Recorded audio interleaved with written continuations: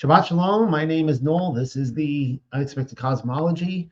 I am happy to be here tonight. Hopefully, you guys are too. And I'm just thankful tonight. I'm thankful that I could be in this office here, this hotel room, to speak with you guys tonight. I'm thankful for so many of the people that have come into my life, into this to this ministry here at the Unexpected Cosmology. I don't even want to give names, because if I start listing off names, and there's gonna be people that I forget and they're gonna feel left out.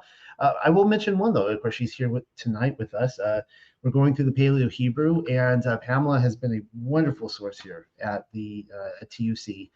And probably a week doesn't go by that I'm not like asking her private questions about scriptural like words and concepts and things like that. And I usually don't want to lead the witness. Usually I'll like play dumb and ask her things, and sometimes she'll confirm exactly what I'm hoping for, and even like send me off on these new amazing trails. And other times it'll be like, well, I didn't expect that. That was a little surprising. But anyways, yeah, happy to be here. So let's get started. I have a lot to cover tonight. And of course, I'm hoping to go through two presentations tonight. We're finishing up BARASHAYATH in our Torah portions. And I say this every week, but the Torah portions do not show mercy. I mean, they are relentless. They just keep coming at you, throwing like 4 chapters of scripture at you every week. Ready or not, here they are. It's like, doing these Torah portions for Bible studies, it's like, being thrown into, it's like a polar bear plunge into the deep end of the pool in very quick, swift running, water. It's like a riptide. It's like, yeah, it's like a riptide, and trying to figure out how to swim through that and navigate. And I feel accomplished in 12 weeks. I can't believe we're 12 weeks into this. We have finished Genesis, and we still have the long haul in front of us. We've got 4 more books to get through, Exodus through Deuteronomy. With that being said, let's dive right into this. Now, tonight, here we go. Tonight, I'm going to do something a little bit different than what I've normally been doing. I'm going to just straight up read through the entire Paleo text. There might be a few comments, because I can't help myself. But we're going to read through the whole thing. And then with one exception, I'll skip one portion. You guys will see as we go through it. And then I'll talk about it afterwards, because otherwise I fear we might not get through it. So here we go. The sickness and the death of Yaakov. Here we go. Yaakov, however, lived 17 years in the land of Mitzrayim. See, I'm already stopping for comment right here, because I won't cover this later. But 17 years was how old Joseph was when he was sold into slavery. And if I'm not mistaken, he lived another 17 years in Egypt. I have to do the math on that, but it's kind of interesting. So here we have 17. So I kind of feel like it was, for the 17 years that he lost. And all the days of the years of Yaakov were 147 years. I bet that's another amazing number to look into. It didn't have time this week. I covered so many other things. But the day approached for Yasharel to die. Isn't it interesting how they just did a name swap there? Same guy, talked about Yaakov, but now Yasharel is the one that's dying. And I think there was something I would like to look into. I'm not saying this is so. I've just seen it in backroom discussions, with the pipes and the cigars, gentlemen talk, that the rabbis, some of them advocated that Yaakov actually never died.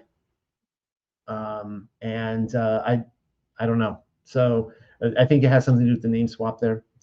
Anyways, he called his son Yosef to him and said to him, "If now I have found favor in your eyes, put your hand under my thigh." Why did I just highlight that? Well, I showed you there, BARASHAYATH 24:1. And one other time in this book where we see the cross-reference of having someone put their hand under the thigh. The Aramaic Targum would actually say the place of circumcision was when Abraham had Eliezer, his top servant. And of course, Eliezer was a son or grandson of Nimrod, most likely. Leave Canaan to go back to Babylon and find a woman for Yitzhak, and you guys of course know is Rivka. So when you we're going to see something very similar happen here. Of course, it's something very important. It's like this isn't like a pinky swear here. This is like, this is what going straight to the double dog dare. I mean, this is a big deal to put your hand under the thigh. And do to me a true kindness, and bury me not among the Mitzrayim, but lay me to sleep with my fathers, and carry me from Mitzrayim, and bury me in their burial place. So it's very similar request. Same thing. Abraham tells Eliezer, look, put your hand on my thigh, promise me that you're not going to find a woman for my son among the Canaanites, nor are you going to send Yitzhak out from this land. You yourself have to do it. So now we see the same thing here where he's, remember how apprehensive he was last week, Yaakov, to even go to Egypt. And he had to go to the well of the vision, and he actually gets a vision from Yahuwah. Says, it's okay, go to Egypt. Because he knew that his father, Yitzhak, could never leave Canaan. And so now he's making sure that his body is going back. It's a big deal. But lay me to sleep with my fathers, and carry me from Mitzrayim, and bury me in their burial place. And he replied, I will do as you have said. But he answered, swear to me, as if putting sand on his thigh, under his thigh, wasn't enough.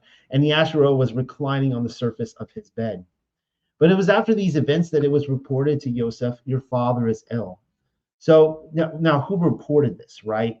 If you read the Religions of the Jews, which we don't have time for tonight, I don't know where they're sourcing their information from, but they say that Asenath, who of course was Dinah's daughter, who married Yosef, so that she became his nurse, and she personally took care of him, and so she would be the one here, according to either extra biblical books or tradition, not sure which, that came reported that he's dying.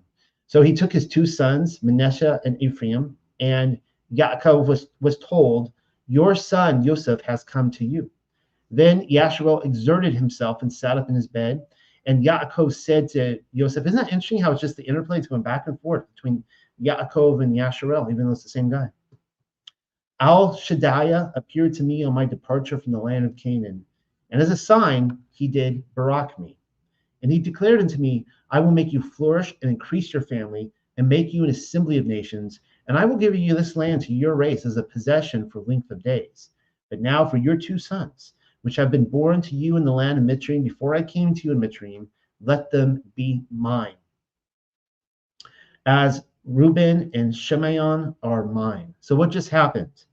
Yaakov or Yasharel straight up adopted Yosef's two sons as his own sons. All right. They shall not be called by the name of their brothers and their inheritance. Hold on. But your children whom you bring forth after them, they shall be yours. I knew I skipped a line there. So he's saying, like, look, those are your children are now my children. And the children that comes from them, they can be yours. But I am adopting your children as my own now. They shall not be called by the name of their brothers and their inheritance. When I came from Paddan Aram, Rachel died by me in the land of Canaan on our journey. When we have come into the land Ephrath, I buried her near the pass of Aparath, and I'll have more commentary on this later. Then Yasharel looked at the sons of Yosef and declared, these are mine. But Yosef, however, replied, they are the sons which Allahayam gave me here. He, however, replied, I will take them now for myself, and I will barak them. So Yosef is like, he's very apprehensive here, what's happening, but he wants to honor his father. He's like, not sure. I think he's not sure what could happen here. But the eyes of Yasharel were heavy from age. He was not able to distinguish. So he drew them to him and kissed them and embraced them. That's really interesting there, because it's saying that we see the same scene playing out with Yitzhak and his two sons, Yaakov and Esau. Of course, this is Yaakov later, right? And he could not see. Yaakov tricked him, and he wanted to bless Esau. He blessed Yaakov instead. We're seeing the same thing play out here, except that it's changed. The Ruach HaKodesh is still working through this. Well, you'll see in a second here. Afterwards, Yasharel declared unto Yosef, I have seen your face unexpectedly, and now Allah Hayam has shown me also your offspring. Then Yosef brought them for his barak, his blessing, and they bowed before his face earthward. Then Yosef took both of them, Ephraim in his right hand for the left hand of Yasharel, and Manasseh in his left for the right hand of Yasharel, and approached them. So for those of you, if this is your first time reading this, what's happening here is that Yosef is staging his two sons. Manasseh is his oldest son, and he's staging him. Let's see. So he's staging him. Yosef is staging him in his left hand, so that when his father reaches out with his right hand to bless him with his right hand, he's going to put it on Manasseh's head. But Yasharel stretched out his right hand and placed it upon the head of Ephraim, who was youngest, and his left hand upon the hand of Manasseh, intentionally. So the guy who apparently can't see very well, so he says, is intentionally in the ruach. He is swapping hands. He's making an X like this. Although Manasseh was the eldest, then he baraked him, he blessed him, Yosef, and said, the Allah Hayam in the presence of whom my fathers Abraham and Yitzchak walked, the Allah Hayam who appeared to me from old until this day, the Malak who redeemed me from all misfortune, he will barak the lads, and he will call out in them my name and the names of my fathers Abraham and Yitzchak, and cover them with increase to the extremities of Arats, of the earth. Yosef then discovered that his father had placed his right hand on the head of Ephraim, and it was unpleasing in his eyes. So he took hold of his father's hand to change it from off the head of Ephraim to the head of Manasseh. And I get it. Like, he's like, look, dude, I know our family history here. I know that Cain killed Abel.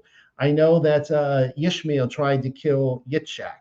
I know what Uncle Esau did to you, and I know what my brothers did to me. Like, I'm well aware of my family history. Please do not do this to me. Please do not put this sort of tension between my sons to bless the younger. Now the older is out of a blessing. I know what comes of this. And he says, place your right hand on his head. But his father refused, saying, I knew it, my son. I knew it. He's saying, I know what I did. He also shall be a nation, and he also shall be great. But nevertheless, his younger brother shall be greater than he, and his offspring shall be a multitude of nations. And when he will barak Yasharel, shall declare, Allah Hayam make you like Ephraim and like Manasseh, and they will place Ephraim above Manasseh. So the younger will be greater than the older. Then Yasharel declared to Yosef, and again, so it's so interesting how, like, we're dealing with a culture where, the oldest son gets everything. He's next in line. He's the face of the father, so on and so forth. And yet time and time again, generation after generation, we see the younger son become greater, to the point that Ephraim, being the youngest of the youngest, so he's through Rachel, the youngest of the youngest that you can get, and he will be greater than all the brothers. Then Yasharel declared to Yosef, I shall die, but Allah Hayam will be with you and will return you to the land of your fathers. Therefore I give to you Shechem alone, above your brothers, which I took to me by my hand from the Amariah by my sword and my bow. Okay, now we're getting into the part of the blessings where Yaakov's about to die. He blesses his sons. I'm going to skip this part. I'm going to return to it later. You'll see why. All right, because I'm going to be spending a lot of time on this tonight. I'm going to go over each one of these, each in turn, and I'm trying to save time. All right, so he goes through Benjamin. He goes to Yosef right here, and then he goes to Benjamin, the two youngest. He has now blessed all 12 of his sons. Interestingly enough, Manasseh and Ephraim, even though he has now adopted them, he does not give them a direct blessing in here. They would, of course, fall through Yosef. All the offshoots of Yasharel were 12, and their father said this to them, and he will barak each with his barakah, with barakath adapted to each. Then he addressed them and said, I shall be added to my people. bury me with my fathers in the cave which is in the field of um, Apharon, the Chathuya, in the cave which is in the field of Mikpa, or Makapalaha, which is near Mamaras in the land of Canaan, which field Abraham bought from the Aparon the Chathuya for a place of burial. I mean, he's very specific here, right? He's giving them like, this is the closest you can get to GPS coordinates back then, I think. Apparently, they didn't have an address on a road. Abraham is buried there, and Sharaha, his woman, Yitzchak is buried there, and Rebekah, his woman. And there I buried Leah. The field was bought, and the cave in it, from the sons of Chaff. Yaakov thus finished instructing his sons, and stretched out his legs upon the bed, and breathed out his life, and was added to his people. And just to point out again that he does not mention Rachel as being buried there. Then Yosef fell upon his father's face and wept and kissed him. Embalming and burial of Yaakov. Yosef afterwards ordered his servants, the healers, to embalm his father. I'll have more commentary on this in a moment. The healers accordingly embalmed Yasharel. When the 40 days were completed, he completed the days of the embalming, and the Matzarim, or the Matzariah, mourned for him 70 days. And at the conclusion of the 70 days of mourning, Yosef addressed the court of Pharaoh and said, "If now I have found favor in your eyes, speak, I request, to the ears of Pharaoh, and say, my father made me swear, saying, when I die, bury me in the tomb which I cut out in the land of Canaan. So now I wish to go up and bury my father, and will return." Pharaoh then replied, "Go up and bury your father, as he made you swear." Yosef therefore went up to bury his father, and there went up with him all the ministers of Pharaoh, the nobles of his court, and all the nobles of the land of Mitzrayim, with all the family of Yosef and his brothers, and the families of his father, except the children, and except the sheep and small cattle which were in the land of Goshen, or Goshen. They also accompanied him chariots and horsemen, making a very large army. All these marched to Garan Ha-Atar, which is over the Jordan. I mean, crazy to think about this huge military escort all the way over to Canaan. And mourned there with a great and very heavy mourning, and made a lamentation for his father for 7 days. And when the inhabitants of the land, so here we have, let me just go over these numbers real quick. We have 40 days, and then 40, let's see. There was a 40 days of embalming, 70 days of mourning, and then however long the journey took, they don't say, but then there are 7 additional days of mourning once they bury him. And so when the inhabitants of the land of Canaan observed the lamentation at Garan Hatar, they said, "This is a great grieving for the Egyptian, for the Mitzrayim." They don't realize he's a Hebrew, I guess. Therefore, they call this name Matzar Lamet. It is beyond the Jordan. Thus his sons did for him as he commanded them. So they, his sons, carried him to the land of Canaan and buried him in the cave in the field of Mekpa, Palaha, which field Abraham bought to be a burial place from Aparon the Chathuya, opposite of Mamara. Then Yosef returned to Mitzrayim himself and his brothers and all who had accompanied him to bury his father after he had buried his father. But when Yosef's brothers observed that their father was dead, they said to one another, "Yosef will hate us and will return upon us all the wrong which we heaped upon him." Why would they think that? Because that's the way they all thought in the family. It runs in the family. Remember,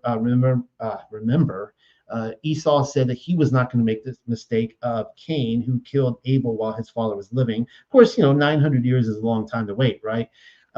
For Adam to die. But they're like, oh man, like our father's dead now, so our brother's going to totally, take vengeance out on us. They therefore sent to Yosef and said, "Our father commanded us before he died, say to Yosef this, forgive, I pray, your brothers, rebellion and transgression, the wrongs they heaped upon you.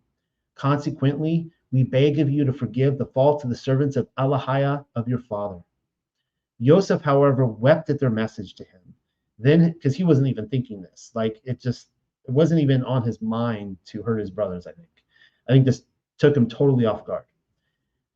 Then his brothers went and fell before his face and said, "We are your slaves." But Yosef replied to them, "Fear nothing, for I am subject to Allah. Although you set upon me for injury, Allah turned it to good in order that I might make this nation to give life to many peoples. Go now, do not fear me.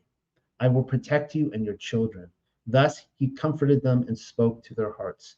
If only we could see Allah and work in our own lives in this and see all the things that, maybe we hold grudges against people who wronged us. If only we could look at those and realize, man, this was all a part of the working of Allah. And, holding a grudge against these people or hate or something like that goes completely contrary to the character of the Most High and how he planned the situation and where he brought me to where I'm currently at. This was after Yosef returned to Matrim, he and his father's family. And Yosef lived 120 years, and Yosef observed his great-grandchildren from Ephraim. Sons also of Machir, the son of Manasseh, were fondled on the knees of Yosef. At last, Yosef declared to his relative, "I shall die. However, Yahuwah, the ever-living, will visit you and take you up from this country to the land which he swore to Abraham, to Yitzhak, and to Yaakov." Then Yosef administered an oath to the sons of Yasharel to say, "When your Allah visits you, take up my bones from here." Thus Yosef died, 120 years old, and they embalmed him and placed him in an ark in Matrim. And that concludes the reading. Look at that. We got through it. 22 minutes into this. Good night, everybody. No, just kidding. Stopping for a drink of coffee. All right. Now I can really start digging into this tonight, now that I feel like I got through it. So I went over this last week, and I wanted to add to a little bit this week because some more stuff stuck out to me. Talked about the idea here of the brothers united. When I said that, I was talking about Yosef and his 11 brothers, and I completely missed out on Yosef's 2 sons. So we have here Cain and Abel. Well, we know that there was adultery. Cain came into the world through adultery with the serpent, and then he murdered his brother Abel. We then see Ham with his brothers. Ham committed adultery. He saw his father's nakedness, and he had a son through Noah's wife, making this Noah had a son and a grandson simultaneously, and that led to a curse and a separation from his brothers. And then, of course, if you read other literature, you see how Ham went around attempting to topple his brothers and their children from the throne. So it got even, it was just the sons of Cain all over again. And then we see Yitzhak with Ishmael, and it's, I guess you can argue whether Ishmael did make an attempt on Yitzhak's life. Sharaha from her tent saw Ishmael do something very naughty with some hunting weapons, and it led to the expulsion. And we don't really know how much Sarah or Sharaha spent with Hagar's son, because the idea was that she was supposed to raise him. And I think that all changed with Yitzhak when he was born. But long story short, they were broken up as brothers and expelled from each other, to the point that the Ishmaelites are so estranged from the family that by the time Yosef comes along, they're the ones that lead him into slavery. Then we have Yaakov and Esau. We have attempted murder on maybe multiple occasions. And when you read in Jubilees and Jasher, and it just keeps going on and on and on with his sons trying to kill off Yaakov's sons. And of course, they had separation, and we got pretty ugly with them for a long time. I'm not going to read you the text tonight, but in Jasher, at Yaakov's or Yasharel's funeral in the cave, Esau shows up. And was it Naphtali? I can't remember who it was. It was either Yishakar or Naphtali.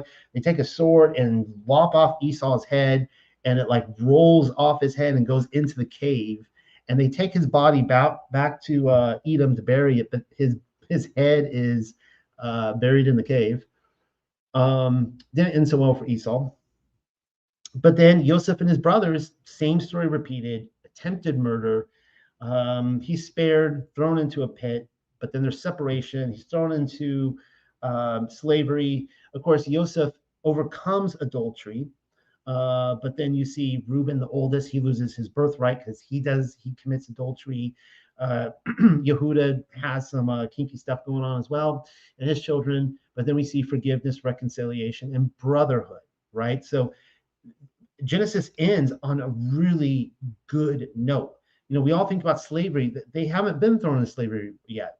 It ends with them in Egypt, healthy, with Joseph being the second in command. Actually, in the book of Jasher, when Pharaoh dies, he becomes the chief in command.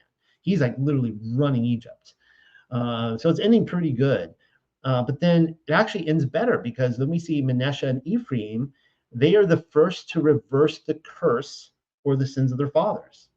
They're the first to actually get along, not fight each other. And so we see that the very tense moment when Yashriel does this with, he crosses and he blesses the wrong son, according to Yosef. He blesses the younger son and says that, he will be the greater nation. That older is like, what?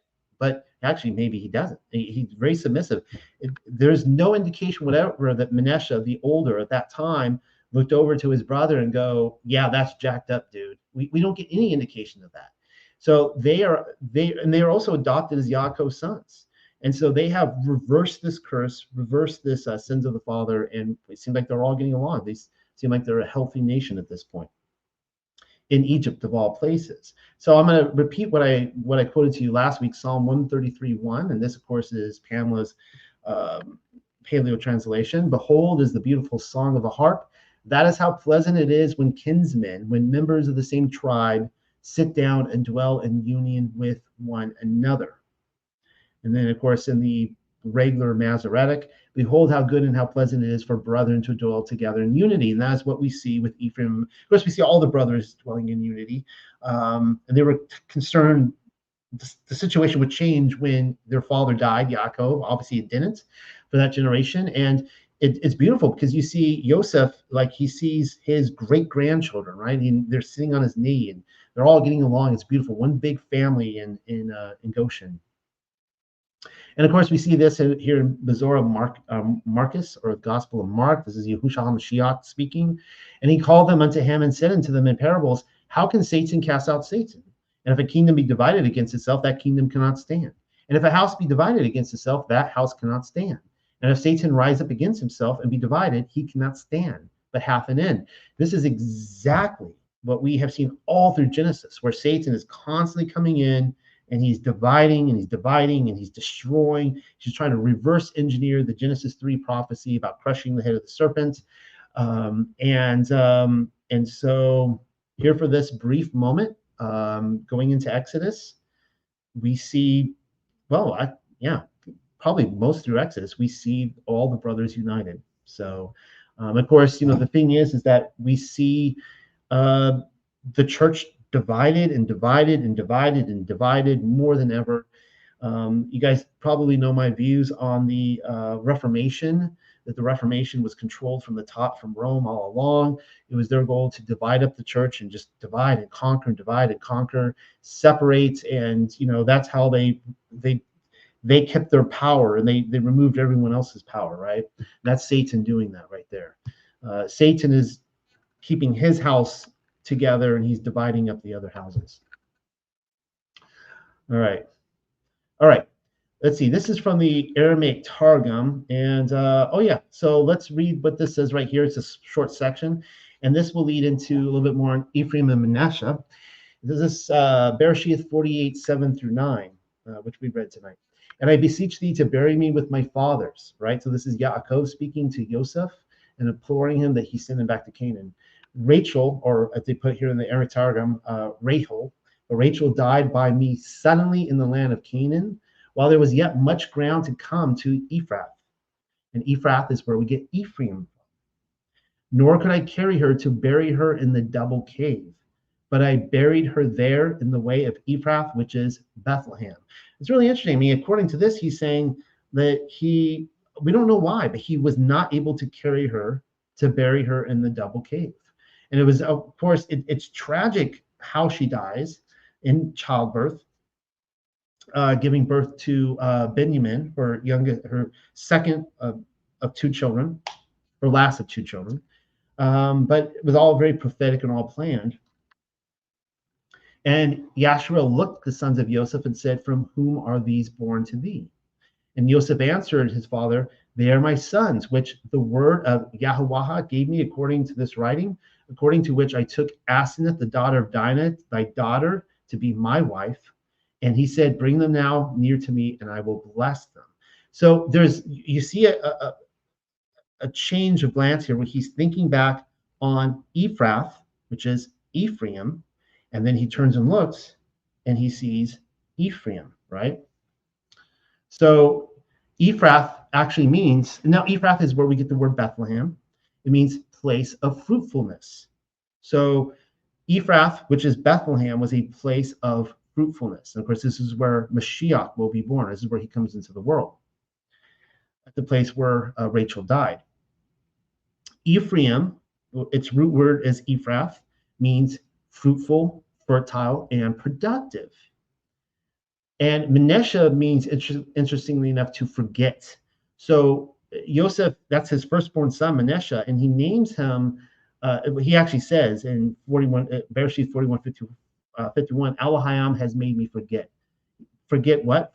Forget all the terrible the terrible times he's been through, right? He's finally at the other end. He is now, this is like the fruit of the womb, right? This is his productivity, like an actual human being, right? He's crushed a new threshold. All right. Now,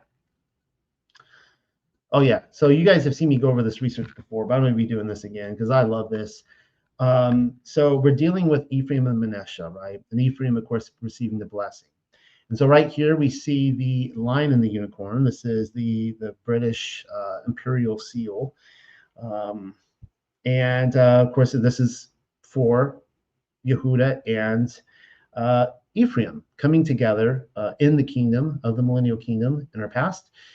So this is right here where we see in Deuteronomy 33:17. We'll, of course, get there in this Torah portion cycle eventually, where it says, his glory is like the firstling of his bullock, and his horns like the horns of unicorns.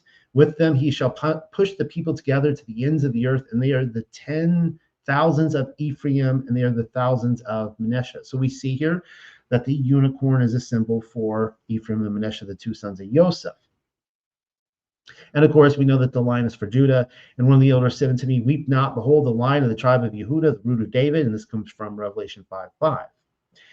All right, now, you've seen me quote this various times, but you know how I have to repeat myself to get proper context. We see, and he shall set up an ensign for the nations, and this is Yahuwah doing this, and shall assemble the outcasts of Yasharel, and gather together the dispersed of Yehuda. Of course, the outcasts of Yasharel would be Ephraim and Manasseh, and gather together the dispersed of Yehuda from the four corners of the earth. The envy also of Ephraim shall depart, and the adversaries of Yehuda shall be cut off. Ephraim shall not envy Yehuda, and Yehuda shall not vex Ephraim. So the brothers always locking heads in conflict. They're going to come together at one point in history. And they're not going to vex each other, and there's going to be an ensign that is lifted up. And as you guys know, that I believe that this is it right here. Actually, the UK flag is it as well. The lion, the unicorn coming together. But here we have the Tav, right? We have the X, the symbol of Yaakov, Yasharel, crossing his arms to bless Ephraim. So this is, of course, I just went through this here, BARASHAYATH 48:13-14. I only repeat it again, but this is when Yasharel stretched out his right hand and placed it upon the head of Ephraim, making an X. And of course, this is the Tav. Now, I love this here because the one on the far right is the Masoretic. I believe the X in the middle is more Phoenician. There's also Egyptian. I think the Greeks have something similar. And by the time that The one on the left is the Paleo. Correct me if I'm wrong, Pamela, in the comment section. But it's fascinating because by the time that the Pharisees crucified Mashiach, by the time they put him up on a cross, on a tav, they were going by the Masoretic. They would have had that kind of that pie looking, in over there for the tav, and they weren't thinking in terms of the tav of Yaakov / Yasserel with Ephraim and Manasseh. So here we see the ensign that is lifted up, that Yahusha was hung upon the tree, the tav. Of course, right there, you have the unicorn in your face, Ephraim Manasseh. Go to Scotland, of course, with the flag of Scotland, you go there to this day, and they all identify as Ephraim. They're the sons of Ephraim. And they're not just speaking spiritually either. They're talking physically, they're the sons of Ephraim. And of course, Great Britain there, you see the tav there, the double tav. I mean, this is like hyper overdrive double tav. And of course, when at the end of the mud flood, when the lights go on and the stage is set, what is the one empire that the sun never sets on? It's the British, which is the mixture of Yehuda and Ephraim. And I don't have time to go into all the research about Yehuda being on the throne there in Great Britain, but definitely believe that was the case. And of course, Jamaica, yeah, man. Anybody want to play some Rastafarian music, something about Israel? But there we see another X in the Jamaican flag. And I don't think that's a coincidence. I mean, they claim to be children of Israel, right? It's like the Black Israelites. The movement is like really big in the Rastafarian. Now this is interesting here. Ethiopia. We were, we were out. We're living here on the beach in Florida, and there was an RV that pulled up, and it was waving this flag. And I'm out there with a bunch of old dudes, drinking beer and stuff, and they're like, "What kind of flag is that?" And I said, well, that's Ethiopia. And they're like, how do you know that? That's not Ethiopia. And one of the old guys, he gets up and storms off, and he walks over there, and it's like a black dude with like dreadlocks, he comes out, and he's like, what flag is that? And he came back, and I said, so what was it? He's like, you're right. It was Ethiopia, but the Ethiopian, the Jews there, and you have your Ashkenazi Jews, and you have your Spanish Jews, and you have your Ethiopian Jews. Three very distinct groups. And of course, there they identify. So you see the line of Judah there. That's why I put that there, with a tav there in the cross. Hold on, I'm not done yet. I'm going to really mess with your head tonight. Because we got another tav right here, and it makes you wonder about history. Like, what was going on here that the Confederacy, it's called the bars, right? The bars and stars. And you see right there, like, so what was going on with the Confederacy? I have no clue, but I don't think we've been told the whole truth about that. And okay, so then we got this one right here.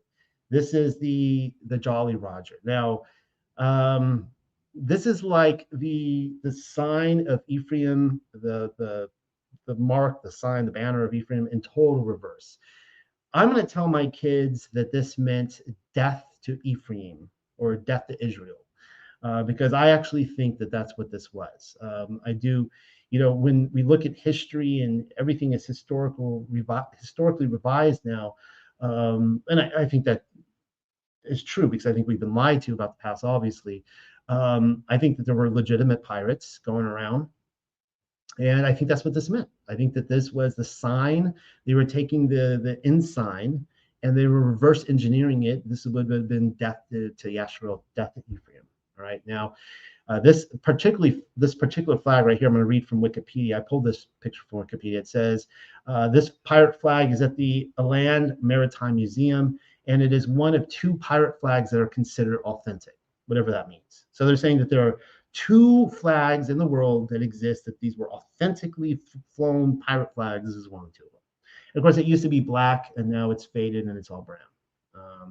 And they're saying it's about 200 years old, and so on and so forth. All right.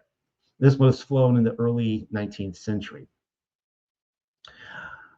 Interestingly enough, Jolly Roger is the name. The name is taken from 18th century slang for sex, as in a good rogering. Quite simply, if the captain of a fat merchantman were to look out, and see through his telescope the Jolly Roger flying, then he could be sure that he was well and truly, and I blocked that out there. Thank you, Wikipedia, or this came from a different website, actually, this right here, but it's a 4-letter word, but it, to play on the fact that, a good Rogering, what it actually meant.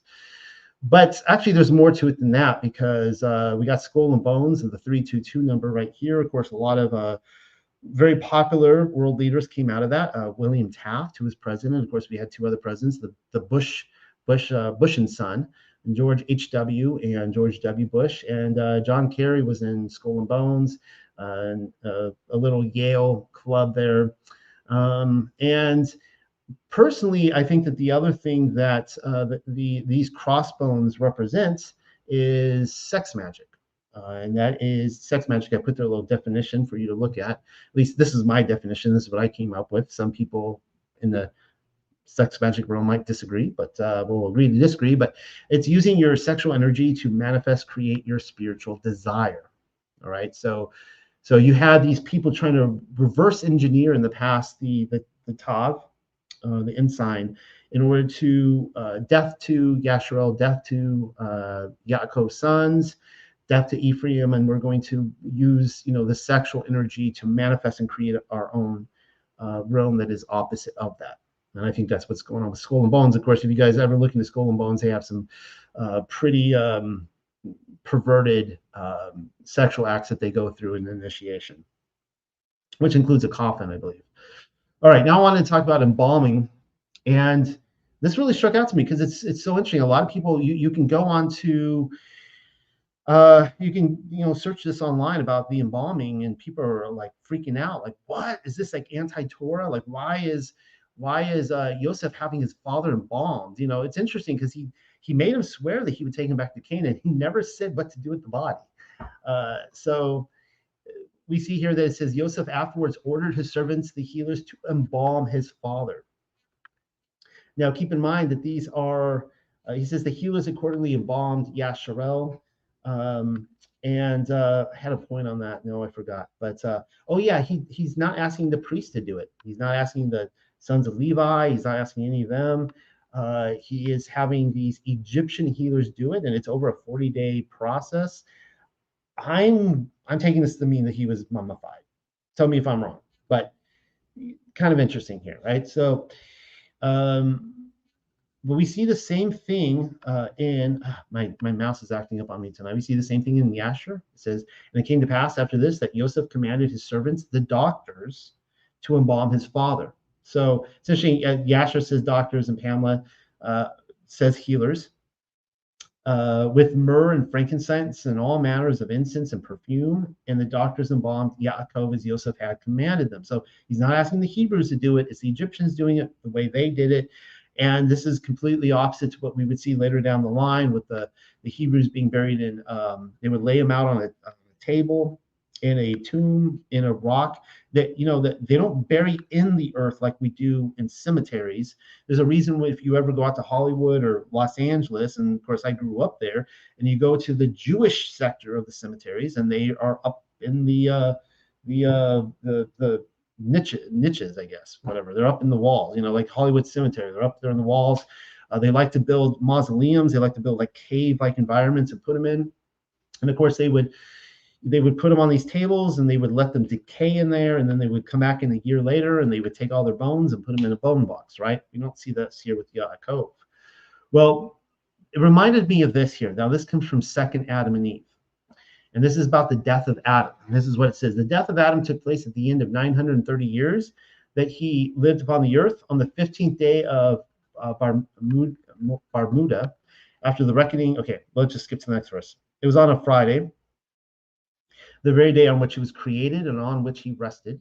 And the hour at which he died was the same as that at which he came out of the garden. Then Seth wound him up well. Basically, he wound him up like wrapping him up like a mummy, and embalmed him with plenty of sweet spices from sacred trees and from the holy mountain. And he laid his body on the eastern side of the inside of the cave, the side of the incense, and placed in front of him a lampstand kept burning. That comes from 2nd Adam and Choah, which is 2nd Adam and Eve, 9:3-5. We see again, just skipping a few chapters later, then they wound up carefully the body of Seth and embalmed him with sweet spices. And I could go on and on. Each of the patriarchs leading up to Noah's flood, they were all embalmed. They were wrapped up like mummies, and they were laid in a cave. Now, okay, so now we're in Yashar. It turns out I am going to read you the passage about the head rolling. So this is in, and I want it, so we saw that the 40 days of embalming, the 70 days of mourning in Egypt, and then I want to look at the 7 days, because I think this is really interesting. And he asked, saying, why do you not bury the dead? And what is this great consternation? And they answered him the words of Esau and his sons, and he ran to Esau in the midst of the battle. So Esau and all his sons have come to, they've rolled up to the funeral. And you know how it is, families getting, the old family getting together again at the death. How, I mean, that's what, I'm sorry, that's the way it is in my family. Like, the only reason I will ever be invited to any family events at this point will be for the funeral. And I take it back, actually. Unfortunately, I've had some family die recently, and they never invited me. So I'm not even like on Esau's invite list at this point. But Esau shows up with the sons, and they get into a rumble. They're all fighting at this point. And they answered him the words of Esau and his sons, and he ran to Esau in the midst of the battle, and he slew Esau with a sword, and he cut off his head. Man, I wish I put down who did this. I'm not sure if it's Naphtali or Issachar. And it sprang to a distance, and Esau fell amongst the people of the battle. Now, it says the head sprang to a distance. You have to read it's the Aramaic Targum. It actually says it rolls into the cave. And when Chusham did this thing, the sons of Yaakov prevailed over the sons of Esau, and the sons of Yaakov buried their father Yaakov by force in the cave, and the sons of Esau beheld it. And Yaakov was buried in Hebron in the cave of Machpelah, which Abraham had bought from the sons of Heth for the possession of a burial place. And he was buried in very costly garments. And no king had such honor paid him as Yosef paid him to his father at his death, for he buried him with great honor, like unto the burial of kings.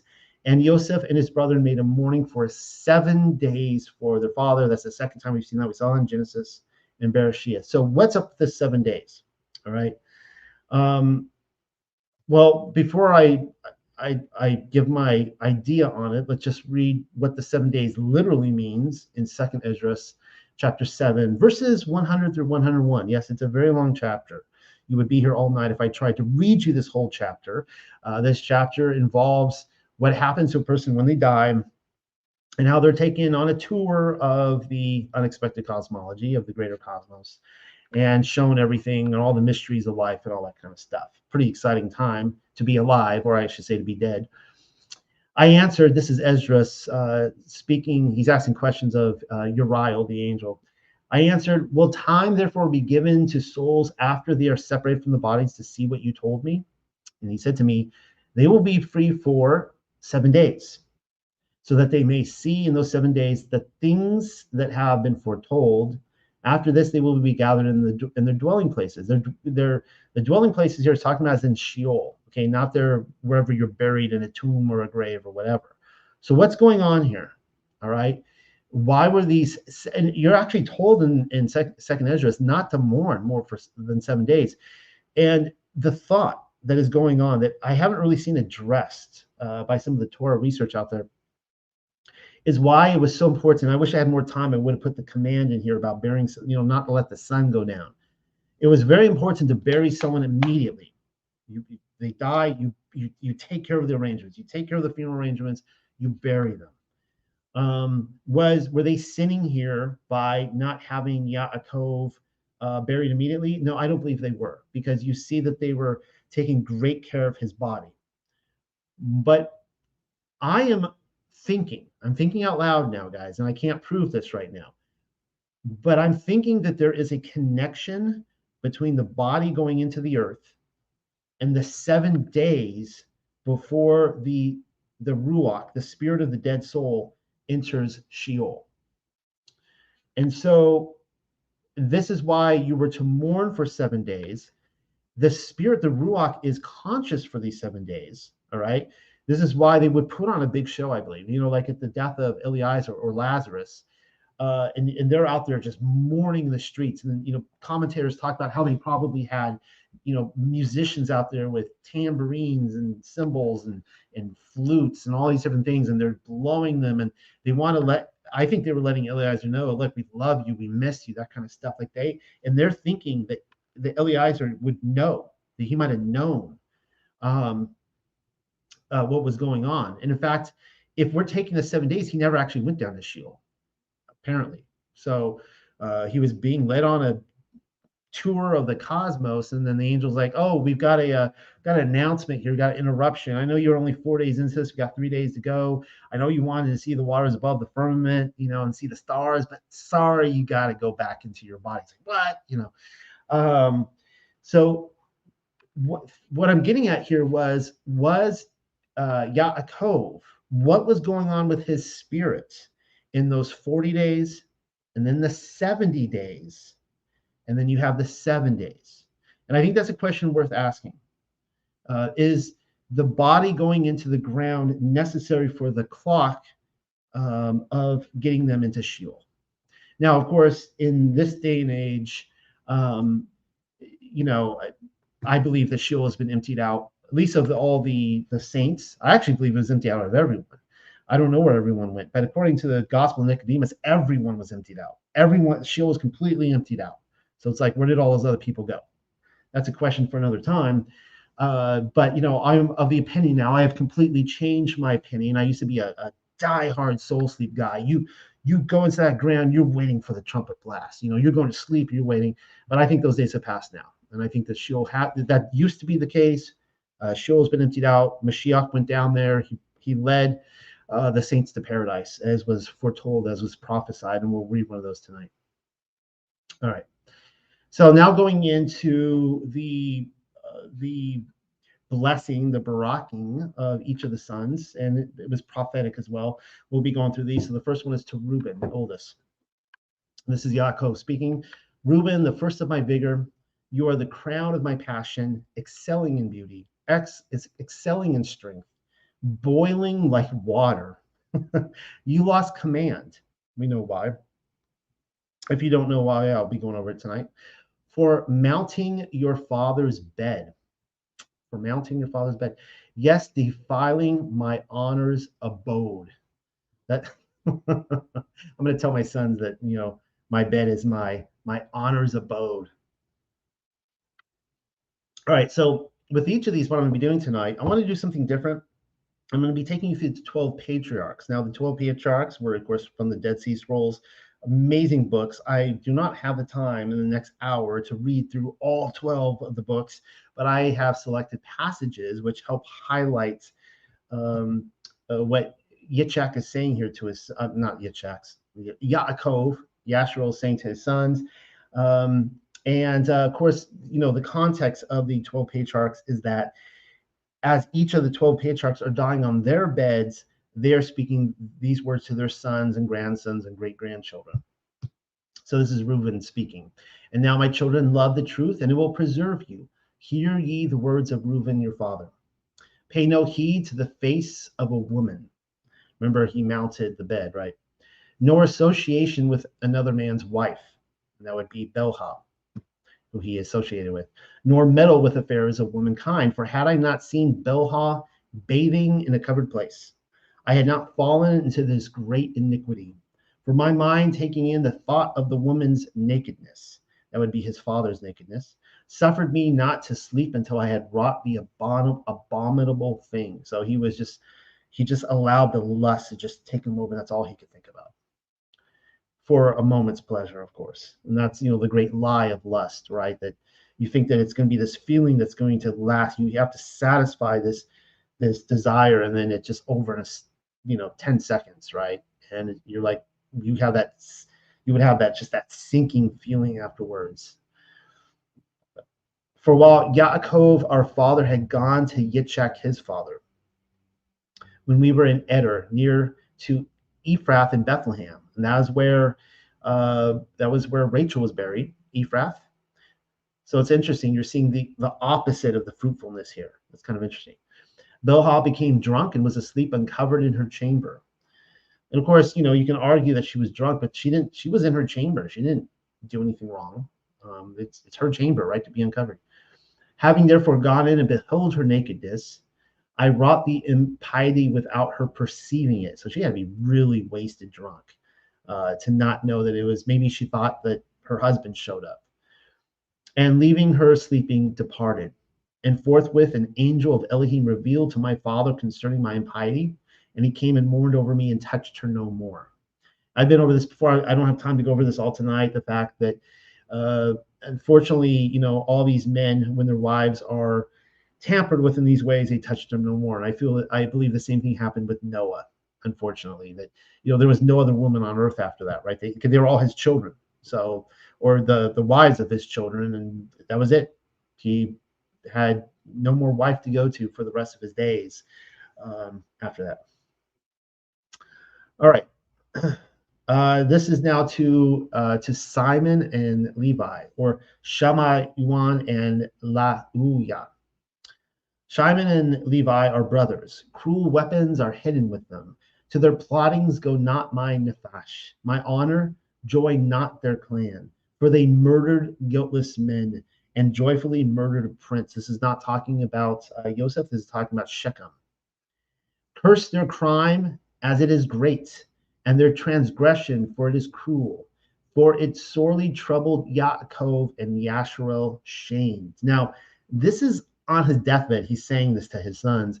And it's interesting because we're going to read from, I think it's Simon here, on his deathbed. He brings this up. He brings this up about how his dad, like even on his deathbed, he couldn't stop talking about Shechem and how horrible this was. And Simon was like, I don't think it was like I did this out of, well, you'll see. He didn't have the same opinion as his father about this. So this would be, let me look. This is, Testament of Simon. There we go. Behold, I have told you all things. You guys can read that. Behold, I have told you all things, that I may be acquitted of your sin. Now, if you remove from you your envy and all stiff neckedness, as a rose shall my bones flourish in Yasharel, and as a lily my flesh in Yaakov, and my odor shall be as the odors of Libanus. And as cedars shall holy ones be multiplied from me forever, and their branches shall stretch afar off. Then shall perish the seed of Canaan.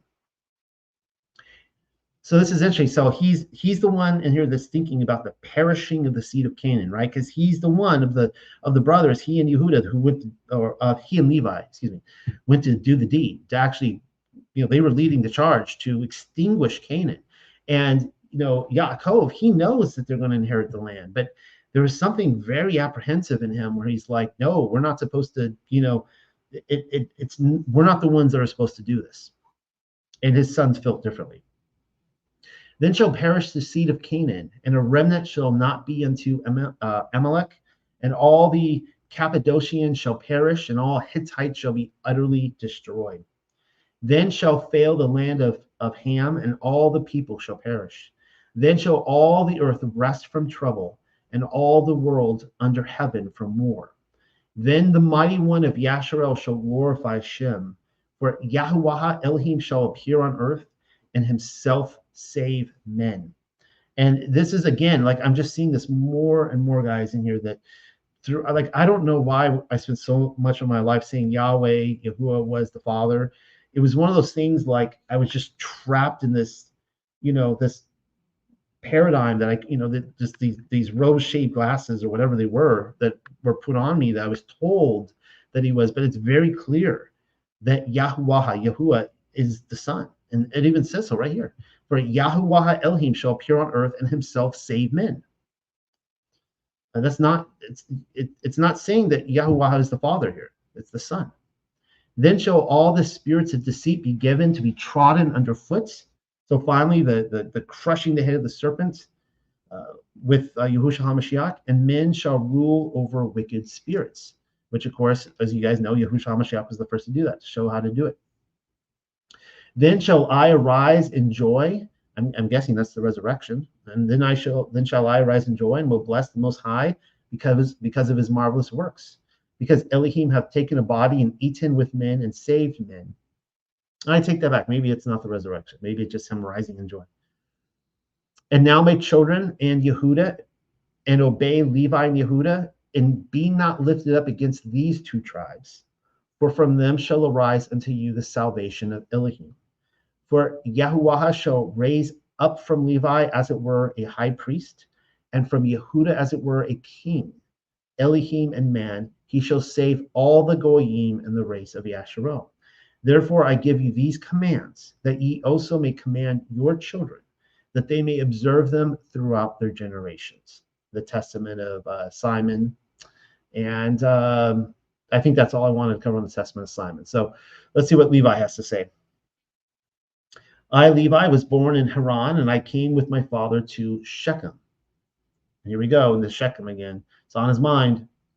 And I was young, about 20 years of age, when with Simon I wrought vengeance on Chamor for our sister Dinah. And when I was feeding the flocks in Abel Maol, the spirit of understanding of Yahuwah came upon me, and I saw all men corrupting their way, and that unrighteousness had built for itself walls, and lawlessness sat upon towers. So he's truly like, he's having this gnosis, this experience where this internal experience where he's truly understanding how unrighteous the world is, right? And how like civilization, how corrupt it is, and how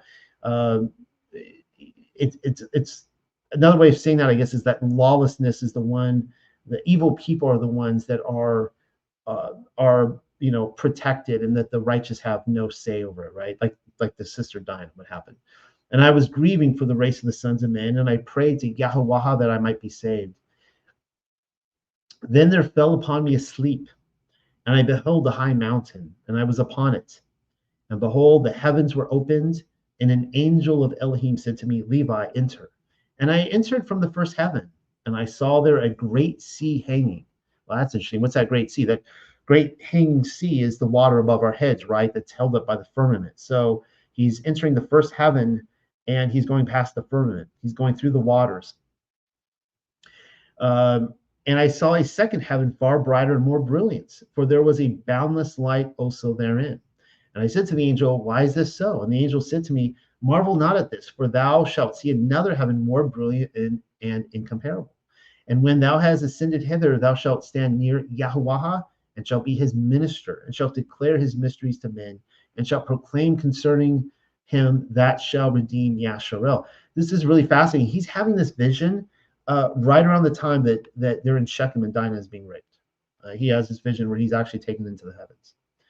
And by thee in Yehuda shall Yahuwah appear among men, saving every race of men.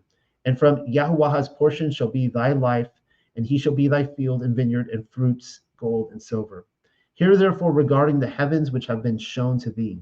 The lowest is for this cause gloomy unto thee, right? The lowest is the darkness that hides Yahuwah and Allahayam, through a glass darkly, as Paul would say, and that it beholds all the unrighteous deeds of men. It has fire, snow, and ice made ready for the day of judgment, in the righteous judgment of Elohim. For in it are all the spirits, or the ruachoth of retribution for vengeance on men. And this would be, again, like the prince of power of the air, all the evil spirits kind of congregating up there in the ether. And in the second are the host of the armies, which are ordained for the day of judgment, to work vengeance on the ruachoth of deceit and of Beliar. And above them are the holy ones. And in the highest of all dwelleth the great glory, far above all holiness. It doesn't say here how many heavens there are, but the highest of the heavens is where Allahayam is. In the heaven next to it are the archangels, who minister and make propitiation to Yahuwah for all the sins of ignorance of the righteous, offering to Yahuwah a sweet-smelling savor, a reasonable and bloodless offering. And again, let me just check. This is all the testament of Levi. So isn't that interesting that he's seeing that what the Levites do on the earth is a reflection of what goes on in the heavens above with the archangels, who also minister in similar ways. Offering to Yahuwah a sweet-smelling savor, a reasonable and a bloodless offering. And in the heaven below this are the angels who bear answers to the angels of the presence of Yahweh. And the heaven next to this are thrones and dominions in which always they offer praise to Elohim, or to Allah. When therefore Yahweh looketh upon us, all of us are shaken. Yea, the heavens and the earth and the abysses are shaken at the presence of his majesty. With the sons of men having no perception of these things.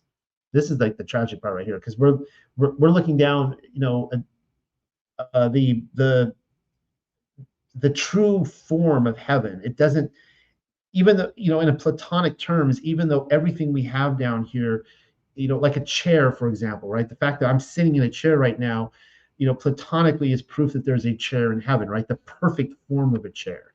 The fact that I have a roof over my head is, proof that there's a roof above, right? All these things. But we see it from a very, not a perfect, we see it from a distorted perspective of the perfect, right?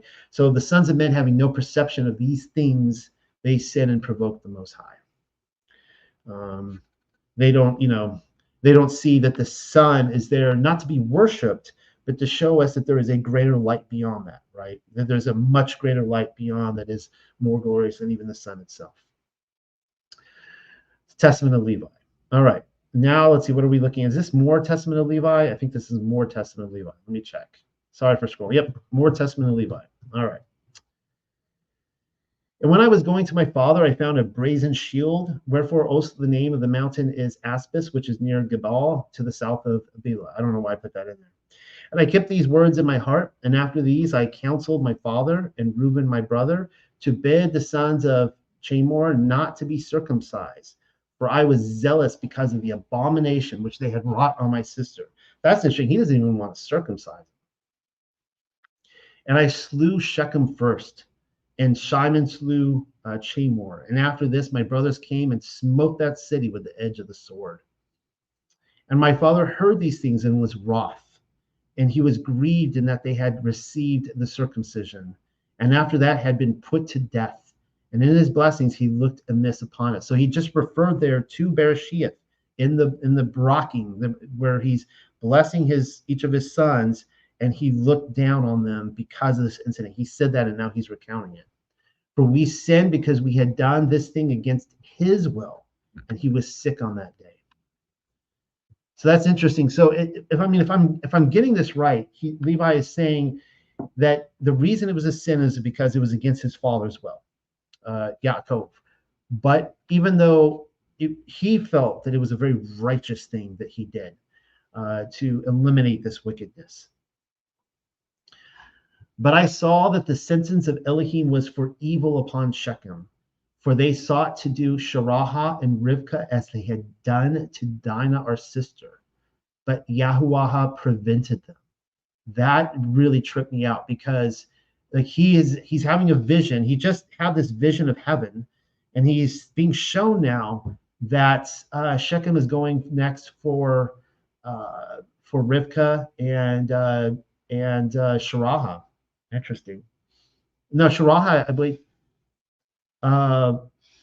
Okay. They had sought to do for Sharaha. And I guess that would be the incident with why Abraham was so afraid with Pharaoh and with Abimelech. But Rivkah was still alive at this time. So, and they persecuted Abraham, our father, when he was a stranger, and they vexed his flocks when they were big with young. And Iblean, who was born in his house, they most shamefully handled. And thus they did to all strangers, taking away their wives by force, and they banished them. We see this theme all through Genesis, right? And this is what the Watchers did, and what the mighty men did, and all that kind of stuff. So they were just, I guess they just snapped, and they're like, enough. Like, you do this otherwise, fine, but you did it to our sister, right? So we're coming after you now. But the wrath of Yahuwah came upon them to the uttermost. And I said to my father Yaakov, by thee will Yahuwah despoil the Canaanites, and will give their land to thee and to thy seed after thee. For from this day forward shall Shechem be called a city of imbeciles.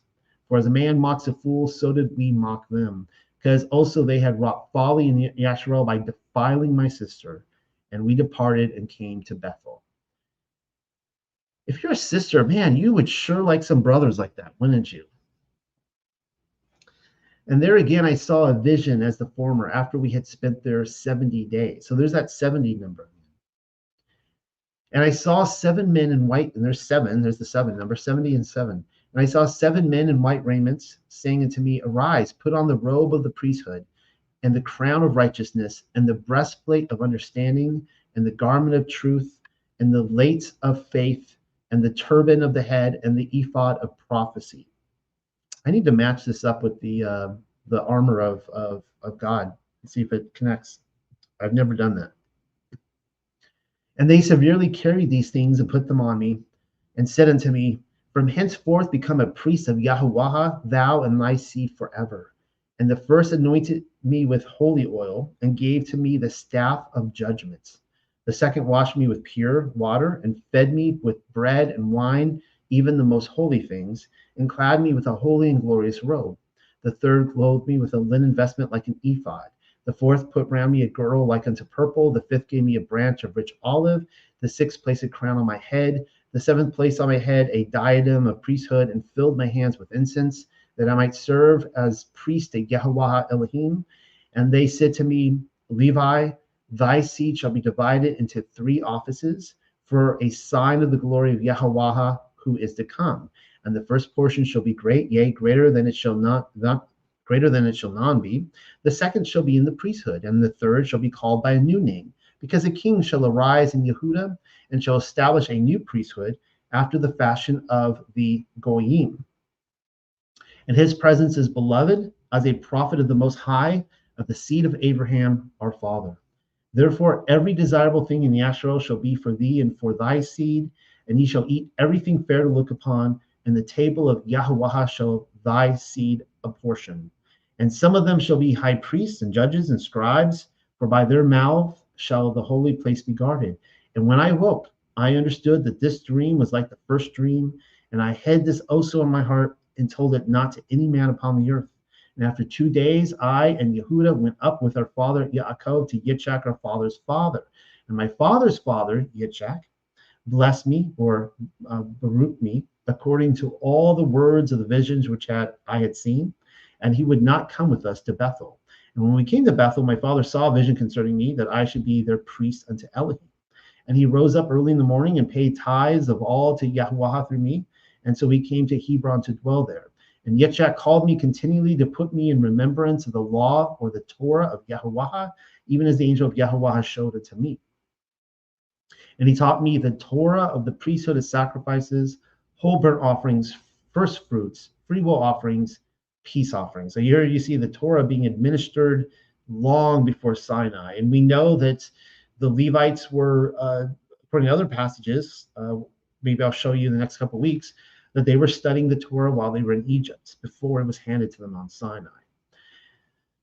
And each day he was instructing me and was busied on my behalf before Yahuwah, and said to me, Beware of the ruach of fornication, for this shall continue, and shall by thy seed pollute the holy place. Take therefore to thyself a wife without blemish or pollution, while yet thou art young, and not of the race of strange nations. And before entering into the holy place, bathe. And when thou offerest the sacrifice, wash. And again, when thou finish the sacrifice, wash. The testament of Levi. All right. Here's one more from the testament of Levi, then we'll move on. And now, my children, I command you, fear Yahuwah your Elohim with your whole heart, and walk in simplicity according to all his Torah.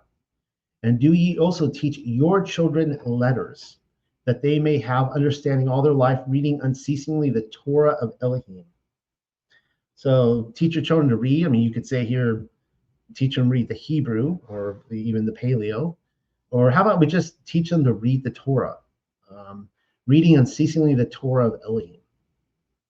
For everyone that knows the Torah of Yahuwah shall be honored, and shall not be a stranger whithersoever he goeth. Yea, many friends shall he gain more than his parents, and many men shall desire to serve him, and to hear the Torah from his mouth. The testament of Levi. I personally take that to mean, I think you'll be honored in this life. I found that, myself, that, a lot of people dishonor me because of the Torah, but other people honor me. But I think this is more for just eternity and the honor we're going to receive for those of us who have studied the Torah. Going forward, we will be, people will be serving those who, are the greatest in the kingdom, right? So the Testament of Levi. All right. To Yehuda. Yehuda, now this is, of course, a reminder, this is Yaakov speaking to his son in BARASHAYATH. Yehuda, you shall guide your brothers. Your hand shall be on the neck of your foes. To you shall the sons of your fathers bow. As a young lion, Yehuda for plunder. My son springs from his couch like a lion, and as a lioness, who dares rouse him? The scepter shall not depart from Yehuda, or the giver of Torah or law from between his feet, until Shaya Laha arrive, and to him shall be the obedience of the peoples, bound to the vine like an ass, and a colt, the son of a stepper. He washed his garments in wine, and his clothes in the blood of clusters. He shall be dark and flashing as grapes, and his teeth be white as milk. Okay, so, and I'm reading from the Testament of Yehuda, obviously. I was swift in my youth and obedient to my father in everything, and I honored my mother and my mother's sister. That's kind of interesting. So he honored, even though Leah was his mother, he honored Rachel, even though there was, maybe Leah wasn't talking nice about Rachel, right? But he still honored her. That's interesting. That's on his mind. And it came to pass, and can remember now, he did not like Joseph too much, his aunt's son.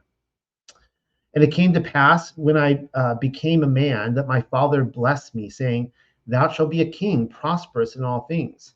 And Yahuwah showed me favor in all my works, both in the field and in the house. I know that I raced a hind and caught it and prepared the meat for my father, and he did eat. And the roes I used to master in the chase and overtake all that was in the plains. A wild mare I overtook and caught it and tamed it. I slew a lion and plucked a kid out of its mouth.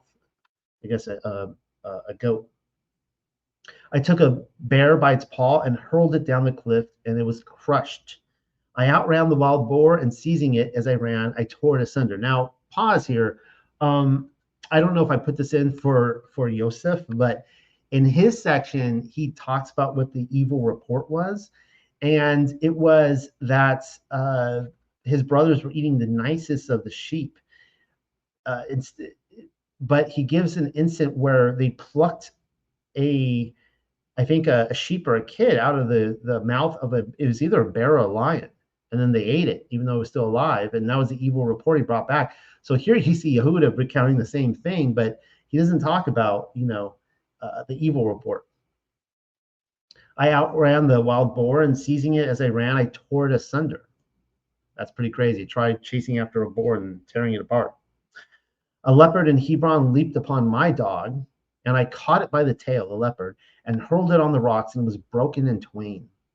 I found a wild ox feeding in the fields, and seizing it by the horns and whirling round and stunning it, I cast it from me and slew it. And when the two kings of the Canaanites came sheathed in armor against our flocks, and much people with them, single-handed, I rushed upon the king of Hazor and smote him on the greaves and dragged him down. So I slew him. And the other, the king of Tapua, as he sat upon his horse, I slew, and so I scattered all his people. And I think that this is recounting after Shechem, when all the other kings were coming at them. Achor the king, a man of giant stature. I don't remember that in Jasher at all, but here we have a giant king. I found hurling javelins before and behind as he sat on horseback. And I took up a stone of 60 pounds weight and hurled it and smote his horse and killed it. So he kills the horse that the giant king is on. And I fought with this other for 2 hours, and I clave his shield in twain, and I chopped off his feet and killed him. So it was a 2-hour fight or 2-hour combat, which I would think a 5-minute combat would be exhausting, but a 2-hour combat, which ended with the guy getting his feet chopped off. And as I was, maybe because he was so big, I don't know, and I was stripping off his breastplate, behold, 9 men, his companions, began to fight with me. And I wound my garment on my hand, and I slung stones at them and killed 4 of them, and the rest fled. And Yaakov, my father, slew Beelasath, king of all the kings, a giant in strength, 12 cubits high.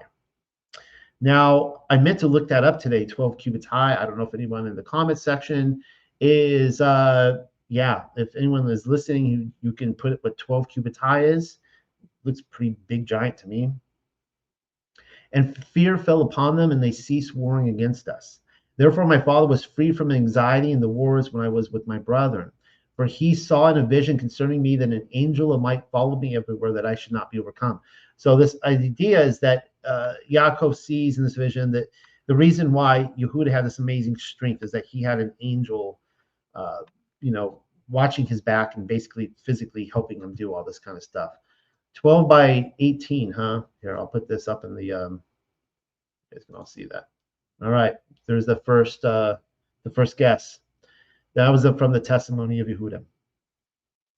All right, more from the testimony of Yehuda. And now, my children, I command you, love Levi, that ye may abide, and exalt not yourselves against him, lest he be utterly destroyed. For to me, Yahuwah gave the kingdom, and to him the priesthood, and he set the kingdom beneath the priesthood.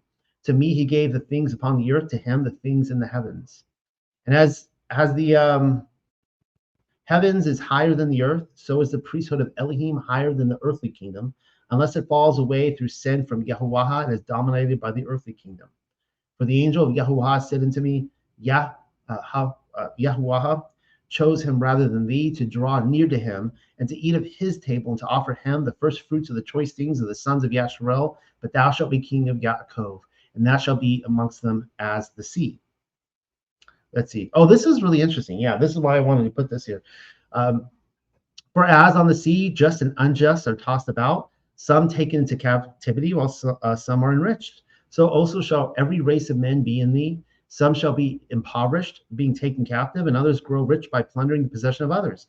For the king shall be as sea monsters. I think the sea monster reference here is the sea serpents. And you guys know that at least in the last week, I put out 2 videos on Leviathan. Last Sabbath, I did a presentation on sea serpents, and I'm going to be hopefully finishing that tonight. So I've been talking about that a lot this week. And of course, the Leviathan is the king of pride. He's a proud creature he is the king over the sons of the proud, which is a bit of a spiritual entity right there. For they shall swallow men like fishes, the sons and daughters of free men shall they enslave. These are the sea monsters, the sea serpents. Houses, lands, flocks, money shall they plunder. And with the flesh of many shall they wrongfully feed the ravens and the cranes, and they shall advance in evil and covetousness uplifted. And there shall be false prophets like tempests, and they shall persecute all righteous men.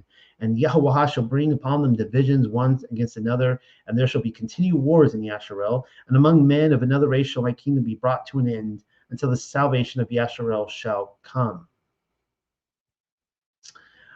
Until the appearing of the Elohim, or the Alahayam of righteousness, that Yaakov and all the Goyim may rest in peace.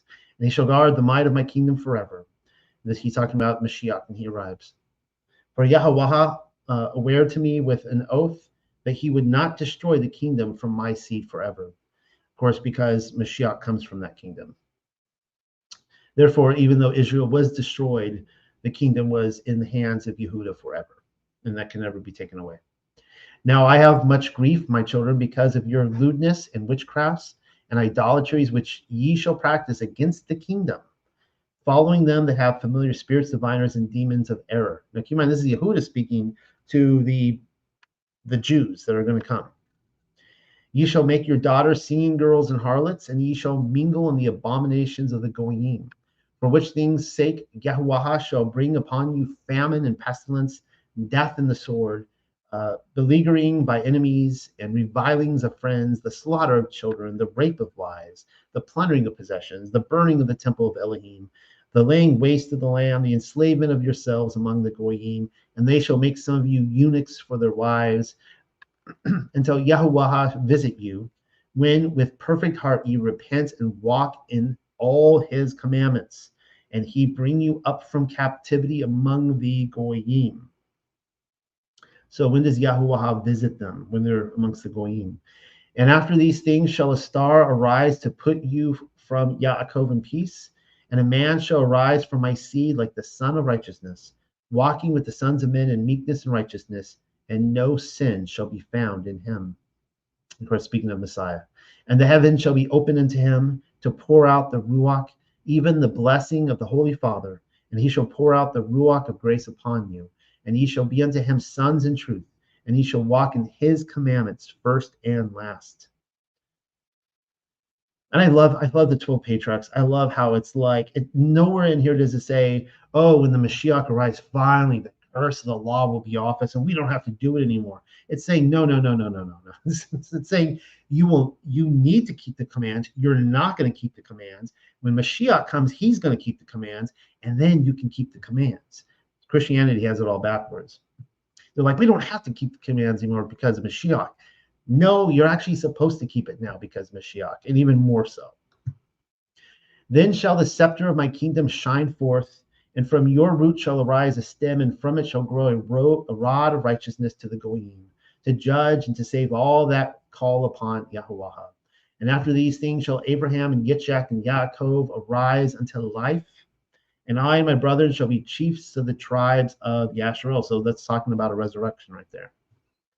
And I believe that happened with, well, you guys know I'm looking at multiple resurrection events. I know that goes against traditional, Baptist theology right there.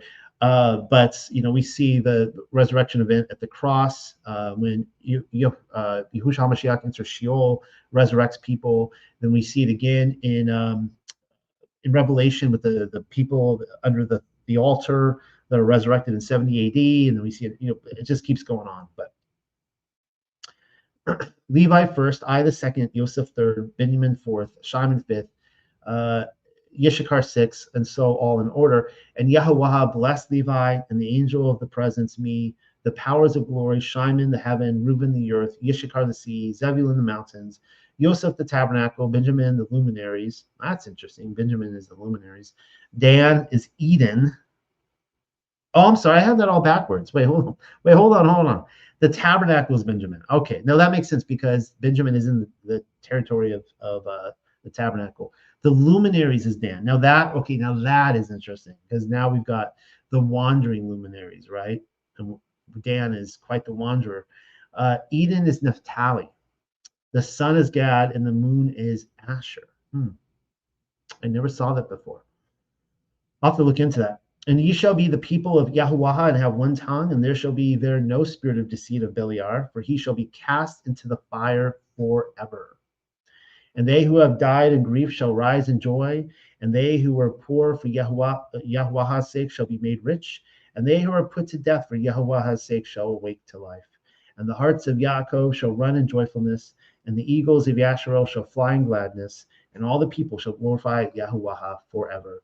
Observe, therefore, my children, all the Torah of Yahuwah, for there is hope for all them who hold fast unto his ways, the Torah. Great way to end it. All right. We're doing good in time. I think we'll make it through this in the next 30 minutes. To Zebulun. Zebulun shall dwell on the shore of the sea, on the seashore of the ships, and extremities towards the fishery. And extremities towards the fishery. And when I was now going back to the testament of Zebulun, it says, and when I was in the land of Canaan by the sea coast, so you see the connection right there. He's quite the sailor, apparently. I made a catch of fish that Yaakov my father. A catch of fish for Yaakov my father. And when many were choked in the sea, I continued unhurt. I was the first to make a boat to sail upon the sea. I feel like that has to be a translation issue. A lot of people looking at it go, what? Come on now. The first to make a boat to sail upon the sea. But anyways, for Yahuwah gave me understanding and wisdom therein. Maybe it should read like, I don't know, like a special kind of boat or something like that, some new tack or something. And I let down a rudder behind it, and I stretched a sail upon another upright piece of wood in the midst. And I sailed therein along the shores, catching fish for the house of my father until we came to Mitzrayim. So that's interesting too there, that, there's a drought going on and everything, and they can't get, food, and he's out there fishing in the Mediterranean. And through compassion, I shared my catch with every stranger. You see, this guy has a total heart for Messiah right here. And if a man were a stranger or sick or aged, I boiled the fish and dressed them well and offered them to all men. And as every man had need, grieving with and having compassion upon them. Wherefore also Yahuwah has satisfied me with abundance of fish when catching fish, for he that shareth with his neighbor receiveth manifold more than Yahuwah. For 5 years I caught fish and gave thereof to every man whom I saw, and sufficed for all the house of my father.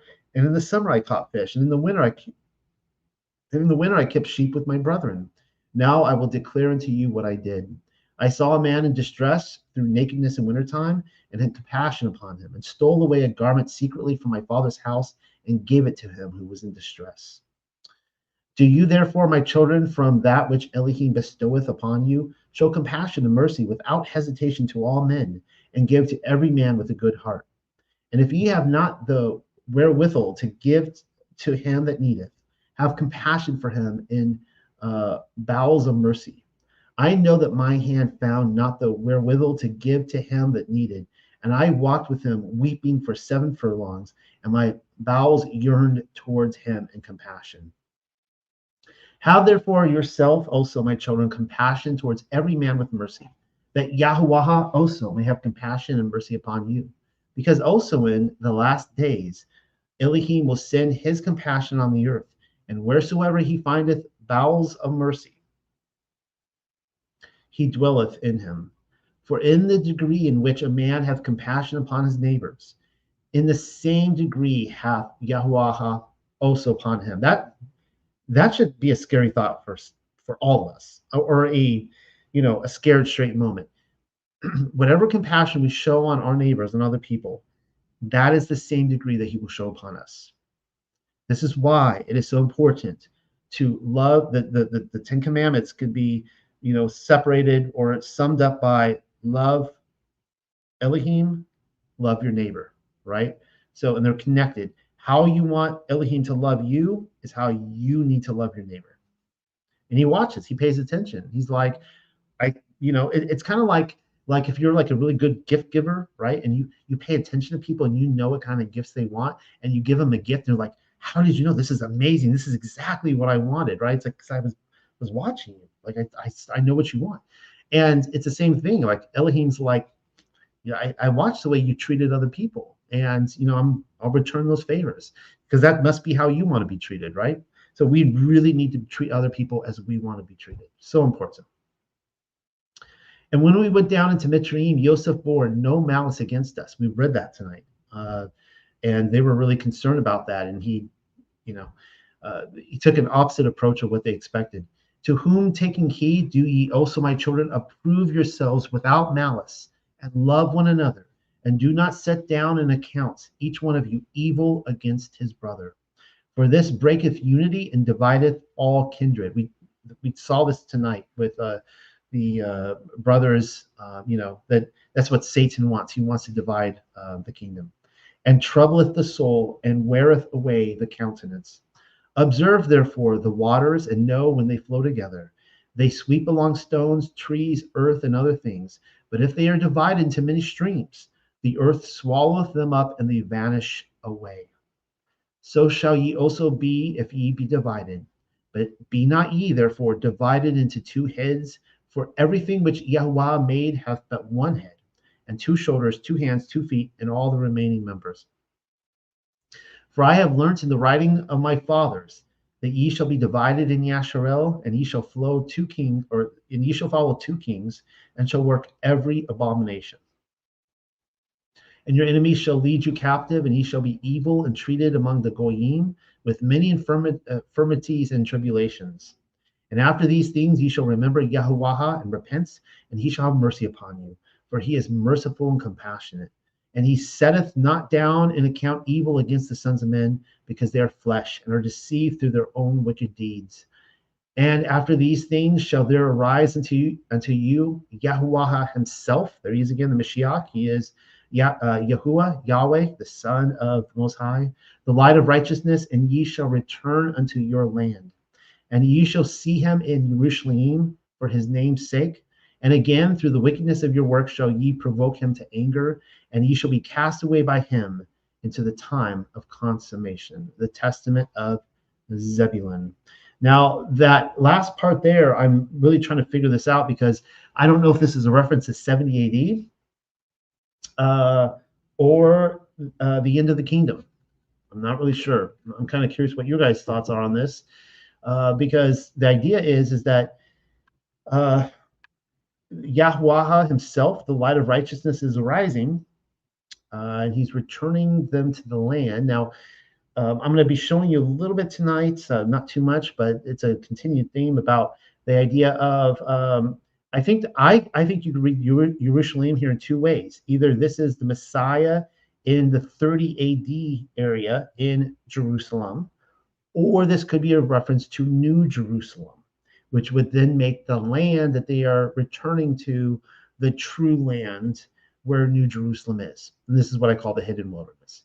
There's two ways you could read that there. I'm not really sure. Are they tossed out at 70 AD, or are they tossed out at the end of the kingdom? All right, that was his testament of Zebulun. All right, on to Issachar. As a strong ass, Issachar, he lies in the stall, and he saw that rest was beautiful, excellent, functional, and the land that it was pleasant. So he gives his back to the load and becomes a servant for hire. That had to be one of those things when all the brothers are standing around. They're like, ha, ha, ha, we get jokes. Let me get that. And my father, okay, so now this is going into the testament of Issachar. And my father blessed me, for he saw that I walked in rectitude before him, and I was not a busybody in my doings, nor envious and malicious against my neighbor. I never slandered anyone. This is pretty crazy. He's going through and he's like, can anyone identify with this? Because he's like, all these areas I didn't sin. And I was not a busybody in my doings, nor envious and malicious against my neighbor. I never slandered anyone. Can anyone listening say that you never slandered anyone? Nor did I censure the life of any man, walking as I did in singleness of eye. Therefore, when I was 35 years old, I took to myself a wife, for my labor wore away my strength, and I never thought upon pleasure with women, but owing to my toil, sleep overcame me. My father always rejoiced in my rectitude, because I offered through the priest to Yahweh offers fruits, then to my father also. So I'm guessing he's offering to his brother Levi. And Yahweh increased 10,000-fold his benefits in my hands, and also Yaakov, my father, knew that Elohim aided my singleness. For on all the poor and oppressed I bestowed the good things of the earth and the singleness of my heart. Isn't that interesting? It's such a contrast with these brothers. One is that they're going around killing all, just taking out the wickedness in all these cities, but then you see them just like their hearts go out to injustice. I mean, that's what led them to this uprising, but their heart goes out for all these poor people, all these hungry people, the poor, the oppressed. They're clothing them, the naked. Really interesting contrast with these brothers. We usually get the hot-headed brothers. We rarely get this it's like the two sides of the coin, of the messianic coin. The one taking out the wickedness, the other, not being part of the problem and actually helping those who are in need. And now hearken to me, my children, and walk in singleness of your heart, for I have seen in all that is well-pleasing to Yahweh. The single-minded man coveteth not gold. He overreacheth not his neighbor. He longeth not after manifold dainties. He delighteth not in varied apparel. He doth not desire to live a long life, but only waiteth for the will of Elohim. And the ruachoth of deceit have no power against him. This is really interesting here. Okay, the ruachoth of deceit have no power against him. So there's these spirits that come to deceive us. And why do they have no power over him? For he looketh not on the beauty of women, lest he should pollute his mind with corruption.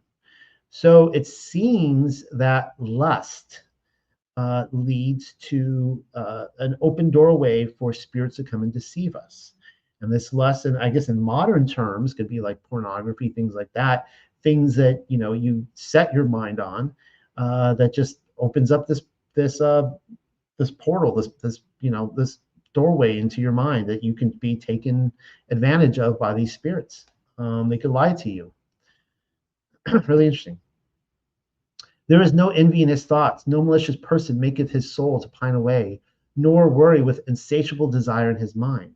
For he walketh in singleness of soul, and beholdeth all things in uprightness of heart, shutting eyes made evil through the error of the world, lest he should see the perversion of any of the commandments of Yahweh.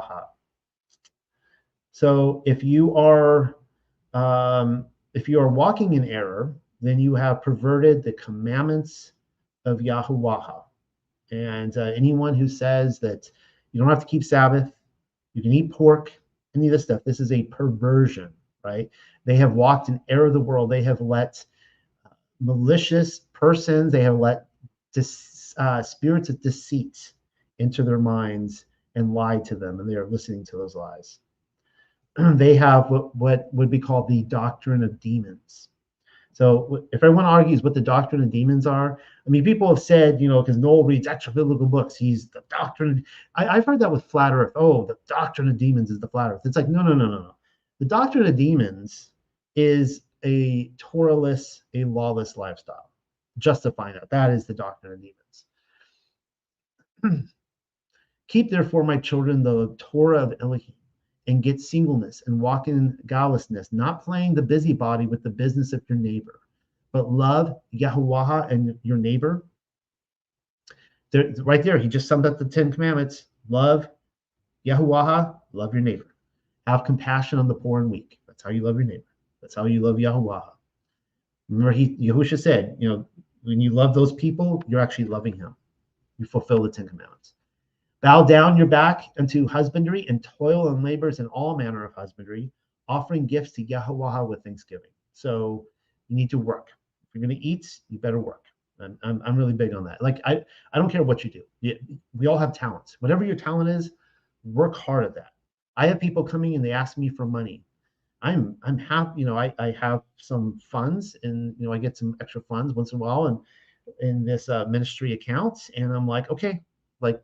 I start asking them questions. I find out they actually don't want to work. They don't want to work a job. And sometimes we'll go through weeks and weeks and weeks and months of this. They don't want to get a job. They just want money. They go to different ministries asking for money. It's like, you do not have the heart of Messiah if that's what you're doing. You can use the Torah all you want. You don't have the heart of Yahuwah. Yahuwah tells us to work 6 days. Work 6 days, not rest 7 days. It's rest. I mean, it's work 6 days. On the seventh you rest. For with the first fruits of the earth will Yahuwah bless you, even as he blessed all the saints from Abel unto now. Isn't that cool to hear that Abel was a saint? For no other portion is given to you than of the fatness of the earth, whose fruits are raised by toil. For our father Yaakov blessed me with the blessings of the earth and of first fruits. And Levi and Yehuda were glorified by Yahuwah even among the sons of Yaakov. And I'm not going to make it tonight. I got to, let's see. I need to keep moving. Yeah, I'm going to just skip this. Okay, sorry, Issachar. I'm skipping some of that. I got to move on ahead. We're running out of time. To Dan. Dan shall judge his people like a sceptered prince of Yasharel. Dan shall exist a viper in the path, and Adar laid on the road. He will bite my heels.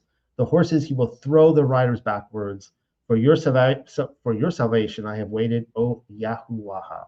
All right. I'll see what I can read of Dan, but it's interesting that Dan is the first tribe to forsake their inheritance in the land. They're not happy with it. They go up to Hermon, to Og territory. They kind of fade off into oblivion by that point. They move around. One thing I have found when we're looking at like ancient or the 12 tribes moving across the world, it seems like Dan is the biggest culprit who liked to name places after himself. Very much into I am Dan. Like think of Sweden. And interestingly enough, where did the Vikings come from? But by Danish territory or Danish territory. And the Vikings were, again, when we're going into official history versus his story, did the Vikings really exist, right? I think they did, just like I think the pirates exist. I think they did, and I think that they were envious of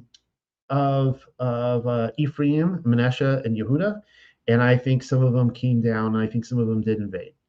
I think that's a very real possibility. And they were a viper in the path. I think that this was or an adder laid in the road. I think this was ongoing with Dan. All right.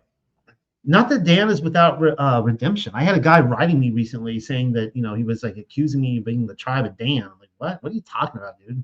I don't know what tribe I come from. Maybe I come from Dan. I don't know. But even if I did come from Dan, doesn't mean you can't repent. It's the copy of the words of Dan, which he spake to his sons in his last days, in the 125th year of his life. For he called together his family and said, hearken to my words, ye sons of Dan. And okay, I need to skip some of this. I'm sorry, guys. Okay, so right here, I confess, verse 4, I confess therefore this day to you, my children, that in my heart I resolved on the death of Ysep, my brother.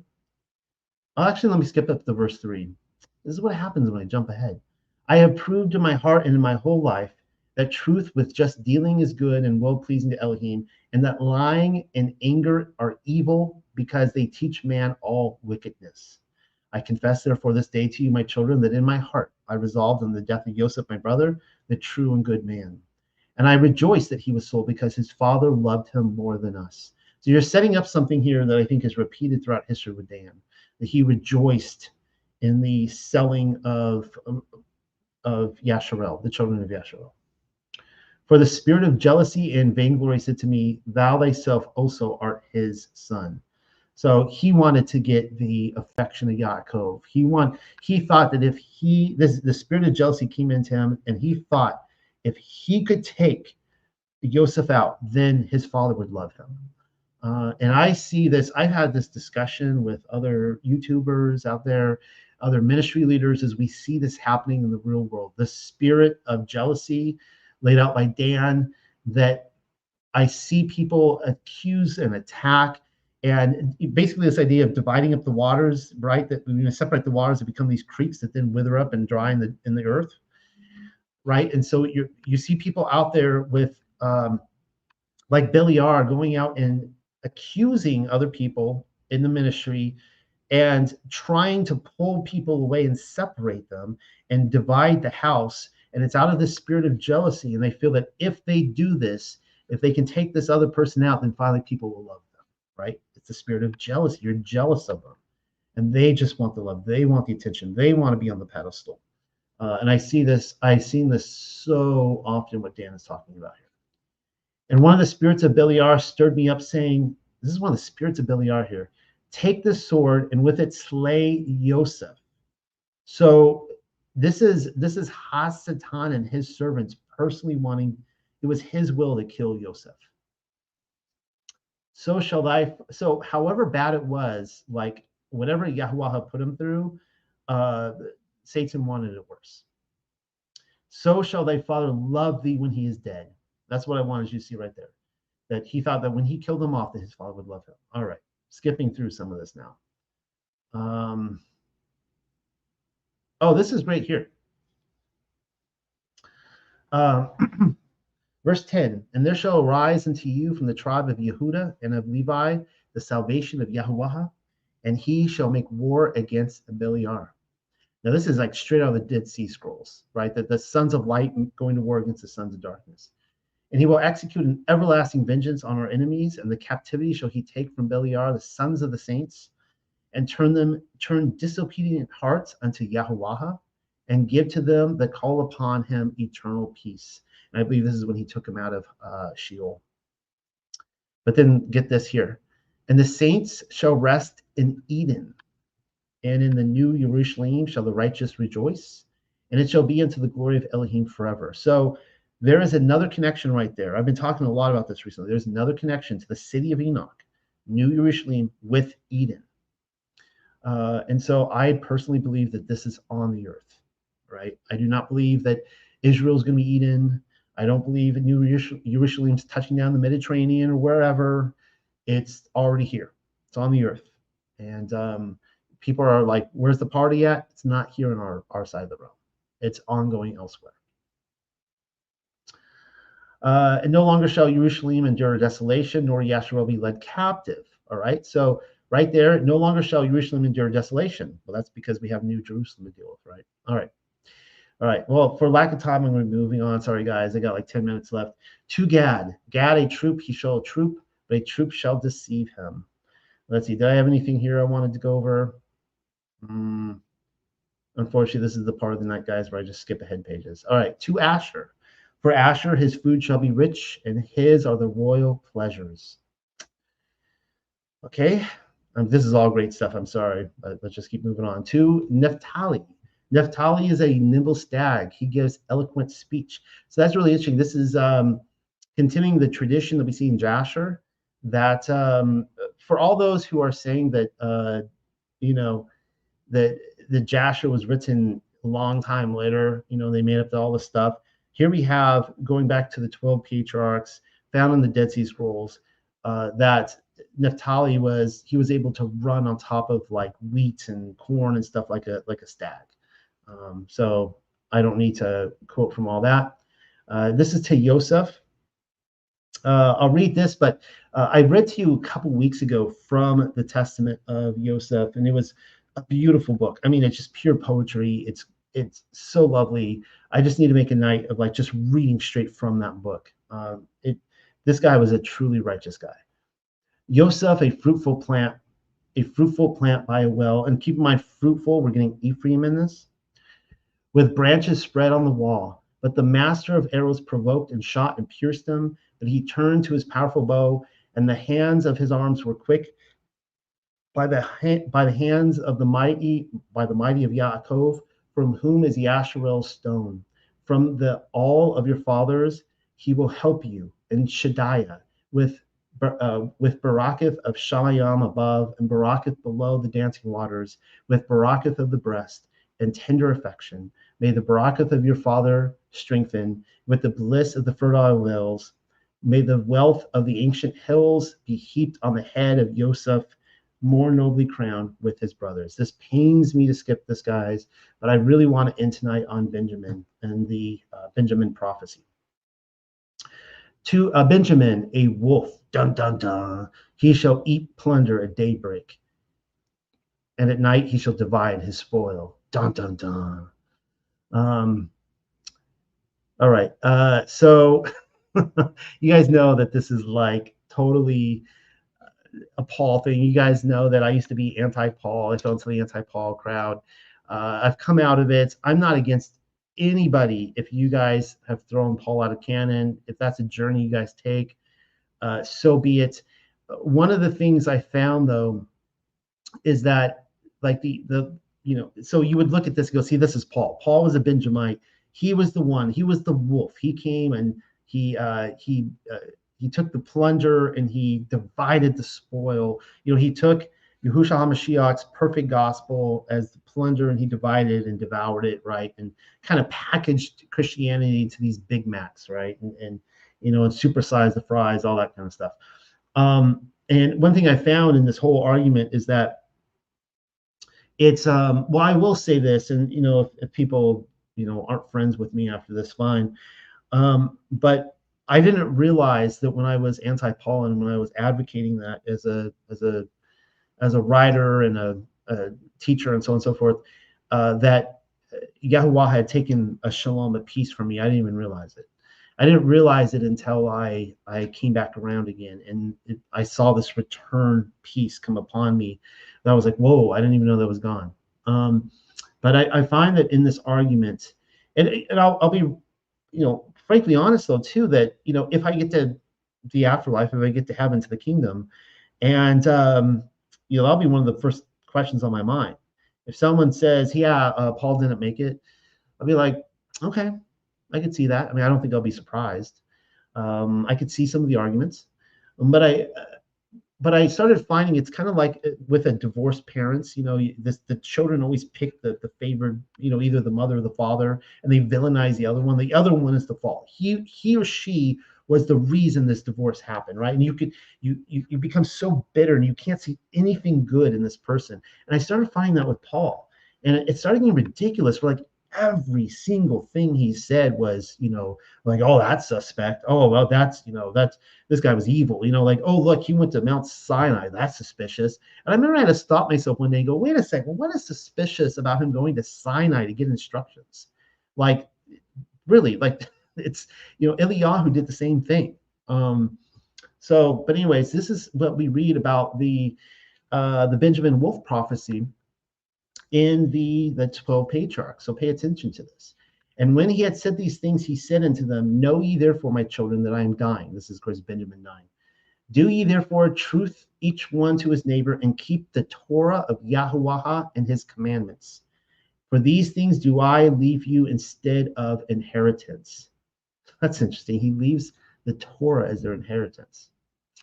Do ye also therefore give them to your children for an everlasting possession, forever, the Torah. It's never going away. Even if people say they can tell themselves all they want, it's done away with, it was nailed to the cross. Nope, it's never going away. It will always be the instruction of righteous living. For so did both Abraham and Yitzchak and Yaakov. For all these things they gave us for an inheritance, saying, Keep the commandments of Elohim until Yahuwah shall reveal his salvation to all goyim. And then shall ye see Enoch, Noah, and Shem, and Abraham, and Yitzchak, and Yaakov rising on the right hand in gladness. Then shall we also rise, each one over our tribe, worshiping the King of heaven, Mashiach, who appeared upon earth in the form of a man in humility. And as many as believe on him on the earth shall rejoice with him. Then also all men shall rise, some unto glory, and some unto shame. And Yahuwah shall judge Yasharel first for their unrighteousness, for when he appeared as Elohim in the flesh to deliver them, they believed him not. And then shall he judge all the goyim, as many as believed him not when he appeared upon earth. And he shall convict Yasharel through the chosen ones of the goyim, even as he reproved Esau through the Midianites, who deceived their brethren, so that they fell into fornication and idolatry, and they were alienated from Elohim, becoming therefore children in the portion of them that fear Yahuwah. If ye therefore, my children, walk in holiness according to the commandments of Yahuwah, so that's how we walk in holiness, according to the commandments, ye shall again dwell securely with me, and all Yasharel shall be gathered unto Yahuwah. And I shall no longer be called a ravening wolf on account of your ravages, but a worker of Yahuwah, distributing food to them that work what is good.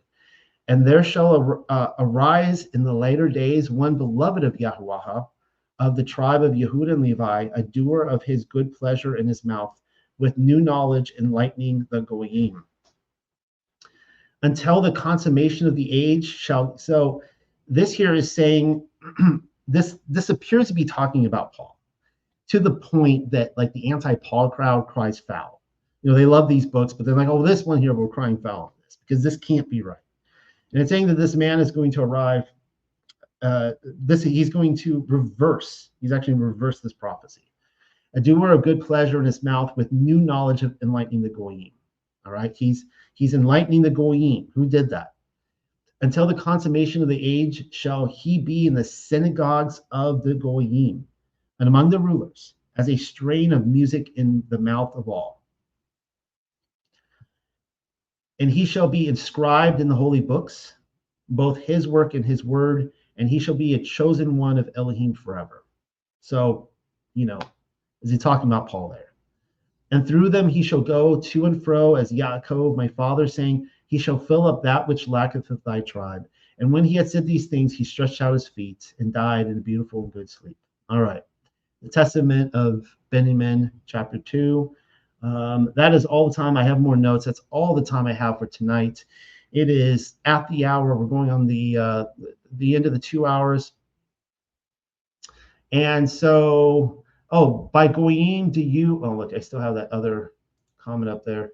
By goyim, do you mean descendants of Ham? Actually, by goyim, goyim is a Gentile. A Gentile is anyone who is not grafted in to the Yasharel. And so, you're either a Hebrew, you have crossed over, you're grafted into Yasharel, the spiritual heritage of Yitzchak, or you're a goyim. And so the idea of when the church comes and they boast about, I don't have to be Israel, I don't have to say the names, I don't have to walk the commands, I'm a Gentile.